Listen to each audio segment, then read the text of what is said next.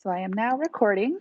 So hello and welcome to 160. My name is Jacqueline Kalla. I'm going to be the professor for this course. So I've taught online for a while, but I recognize that not all of you have experience with students like being online and learning in that way. So just recognize that while this class is asynchronous, and what that means is you're predominantly working at your own pace, I'm here for you. So if you have any questions, email me right away, or we could always set up a one-on-one meeting. So what we're in right now is a live meeting. So later today or maybe tomorrow, I'm going to be sending out a doodle poll, which is basically just a way for me to identify all the times you theoretically could meet for a live meeting during the week. I'll be hosting 30-minute meetings, a couple of options every week for you to attend live, and we're going to go over the most difficult concepts from the week before. If you can't attend one of those live meetings, I'm going to record them and post them as announcements for you to watch on your own time.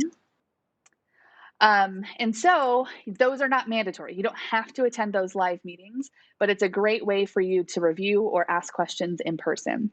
I will also have virtual office hours if you want to meet with me one-on-one to ask kind of more specific questions about things that you're struggling with. So the way to get to those are the same way folks are attending this live meeting, but go to Cisco WebEx and navigate to office hours, and you can schedule a time to meet with me one-on-one. So what I'm going to do now is share my screen so we can kind of give you a quick overview of our course.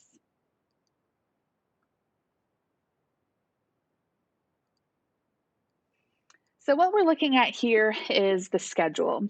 I recommend downloading this as a PDF or whatever sort of format you want and keeping it somewhere handy. This is sort of your master guide for figuring out what is due and when. So tomorrow we have orientation to the human body content due, and these are all of the assignments that are due by midnight on that day.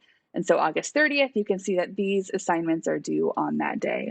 So the general format is we will always have a Nearpod and a visible body due every Wednesday and Sunday by 11:59 p.m., and that's Phoenix time.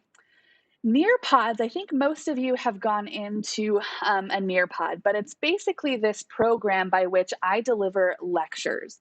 So it's interactive.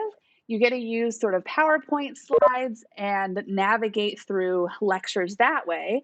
But you get to hear voiceovers, have videos, answer questions. So it's a little bit more interactive than just watching a lecture video.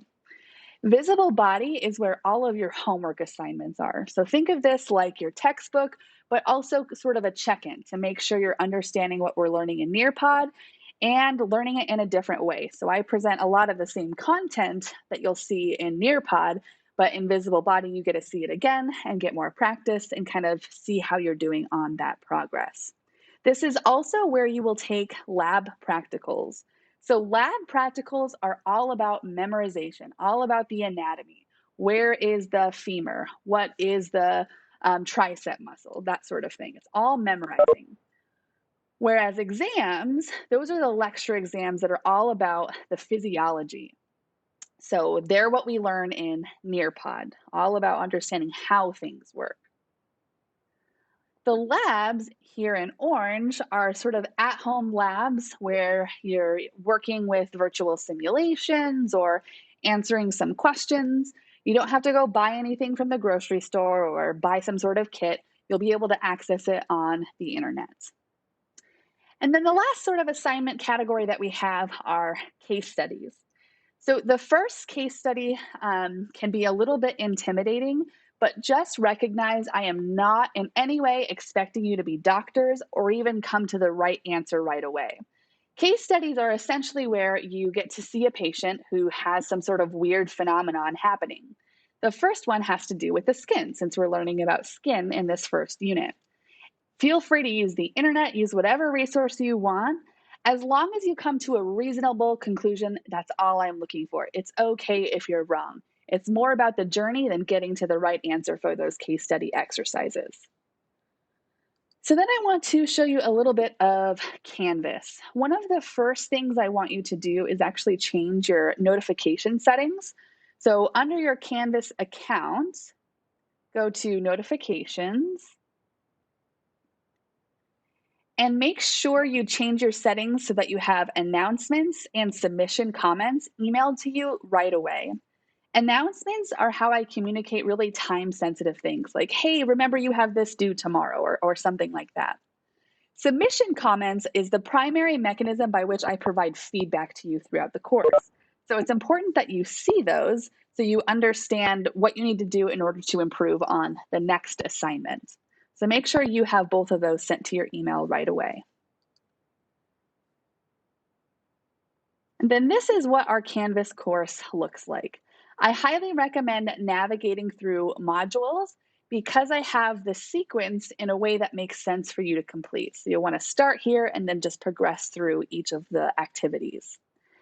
So all of these getting started module assignments are just to get you familiar with our course technologies. That's all due Wednesday at midnight.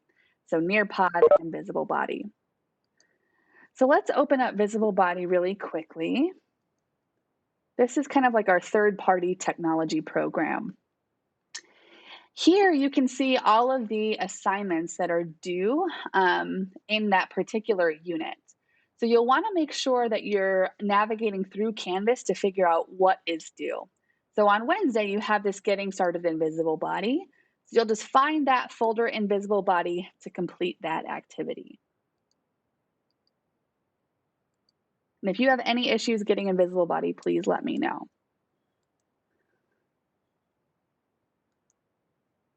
So in our first sort of actual content, you're going to be exploring the human body.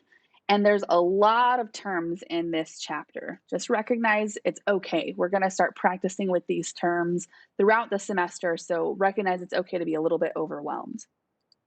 So I'm going to click on the Nearpod that's due. And you'll notice that I have guided notes for you. These are just what they sound like. They are serving as a guide to help you understand what the big takeaways are from the Nearpod lesson. But you don't have to turn them in for a grade, they're just for you. But students that have done well in my class previously say that the reason they do well is because they actually use these guided notes.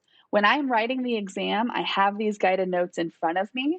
So I highly, highly recommend using them to figure out what the big takeaways are from each Nearpod.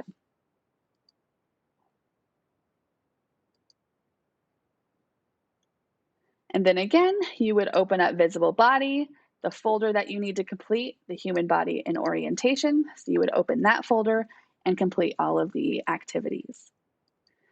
So one other important thing about Visible Body is you want to make sure you're always checking what's actually assigned. So if you were to open this up, see how it says 4.2? I'm not going to click on it now because we know that it takes a couple of minutes to load, and that's totally normal. But if you were just to keep clicking through the arrows, it's going to take you to the very next section, whether or not it's assigned. So notice I haven't assigned 4.3, 4.4, 4.5. It's going to take you there, even though it's not assigned. I wish I could change it, but I can't.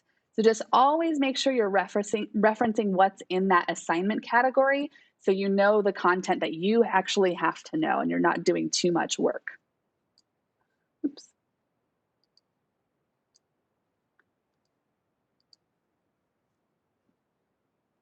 And then another question that I get asked a lot is how do you actually get your grades? So these comprehension checks are what's actually graded. It's basically just like a mini check-in to see, okay, did you understand what you just read and learned about in those assignment categories? Do recognize that it doesn't automatically sync with Canvas, so I have to manually put those grades over. I do that weekly. So if you're seeing a delay after about a week, then let me know. Otherwise, you can always check Visible Body to make sure that you're staying on top of your assignments. And then the only other thing I want to show you, we have some time before we get here, but the exams and lab practical. I have study guides for both of them. The lab practical you take in Visible Body, you have multiple attempts, 2 attempts. Again, that's all about the memorizing the anatomy. Where's this bone, where's that bone, etc. And the exam is all about the physiology or what we cover in the Nearpods. Study guides for both of those. And in my class, I have life passes. So basically, what that means is you drop your lowest scores in every assignment category. So let's say you totally bomb the first practical, the first exam. It's okay. Those are going to automatically drop, meaning they're not going to count towards your final grade. So I'm going to stop sharing and then open it up for any questions, anything that's still a little bit unclear. And feel free to use the chat or unmute. Yeah. I had a question. So with your submission comments, is it easier for us if we have a question or a comment back to yours to just do that submission comment back to you, or would it be better just to email you the question? Either way, I tend to respond to email faster because I check submission comments daily, but I have my email on my phone so I can respond a little bit quicker. So if it's something more urgent, maybe email, but I'll see it either way. So either modality works. Okay, because I replied to your submission comment on my scavenger hunt lab, so I just didn't know if, because I had a previous professor who didn't look at them at all, so. Yep, I will look at them. There just might be a little bit more of a delay than if it were through email. Okay. And then in Visible Body, there's practice quizzes. But since we have the comprehension checks, do those kind of replace those quizzes and we don't need to do them? No, the practice quizzes are just for you to practice. I don't see that as a score at all. You have to do the comprehension checks to get a grade. Okay. Good question. Yeah, you don't have to do the practice quizzes. It's just an option. Awesome. Any other questions?